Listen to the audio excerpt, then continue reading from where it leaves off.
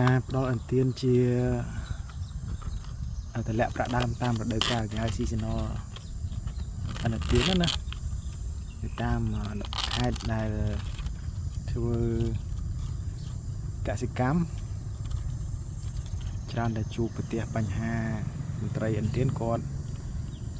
កន្លែងខ្លះគេហៅមន្ត្រីអន្ទានកន្លែងខ្លះគេហៅស្អីចឹងទៅសម័យឥឡូវគេមានការវិវត្តឈ្មោះចឹងទៅ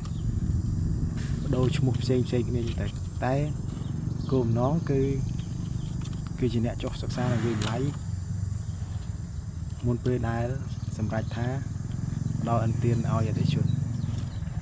ការផ្ដល់អន្ទានបែបរដូវកាលនេះវាបញ្ហាត្រង់ថានៅពេលដែលអន្ទានដល់រដូវកាលវាជាទូទៅអន្ទានខ្លះវាប្រឈមនឹងការបង់សងយឺតអញ្ចឹងហើយដើម្បីបញ្ជៀសនៃការបង់សងយឺតហ្នឹងមន្ត្រីអន្ទានយើងគាត់ឆ្លាតគាត់តែងតែប្រើវិធីមួយអាចថានៅពេលដែលត្រូវទម្លាក់ដើមដល់រដូវកាលទម្លាក់ដើមគាត់អត់មានលុយគ្រប់គ្រាន់ដើម្បីបង់គាត់ផ្ដល់ជម្រើសឲ្យអតិថិជនមួយទៀតគឺអតិថិជនផ្ដាច់លូនចាស់ហើយយកលូនថ្មីតែការផ្ដាច់នេះមិនបានយកលុយមកពីផ្ទះអតិថិជនដើម្បីផ្ដាច់ទេគឺផ្ដាច់កាត់កងនៅក្នុងកងឧទាហរណ៍នៃសល់អតិថិជនខ្ចី$10000នៅសល់3000ឬក៏សល់5000អញ្ចឹងគឺផ្ដល់ទំហំថ្មីអាចថាលើស5000តិចតួចឬក៏ផាកផែលទំហំនៃសល់ហ្នឹងហើយរយៈពេលអាចថាវែងជាងមុនទៀតដើម្បីឲ្យអតិថិជនហ្នឹងមានស្ថានភាពបង់សងកុំឲ្យយឺតអានេះជាការដល់អន្ទានបែប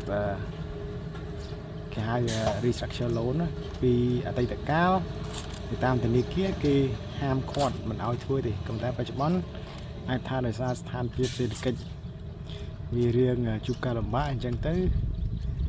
ពីធនាគារជាតិគេមានការអនុញ្ញាតនឹងអាចឲ្យធ្វើបែបនេះបានក៏ប៉ុន្តែបើក្នុងអតីតកាលឬក៏ស្ថានភាពសេដ្ឋកិច្ច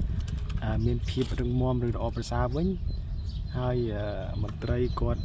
ធ្វើបែបនេះមិនមានការស្នើសុំឬក៏ការជួលដំណឹងទៅថ្នាក់លើដែលមានសិទ្ធិអនុម័តក្នុងការធ្វើគឺប្រកាសណាគឺគាត់ប្រឈមនឹងការ